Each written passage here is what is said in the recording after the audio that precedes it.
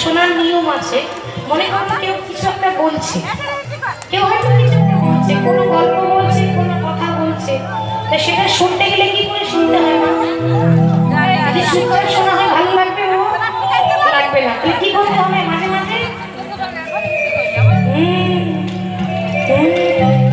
কি গো, ঠিক তো? মাঝে মাঝে হো দিতে হবে, ঘাটটা একটু করে নড়াতে হবে। মাঝে হো না দিতে পারলে ঘাটটা করে নড়িয়ে দেবেন, তাহলে বুঝবো যে হ্যাঁ সবাই শুনছে। তাহলে সবাই মিলে গাইবো, দেখো ভক্ত গণ সঙ্গে করি মুখে বলে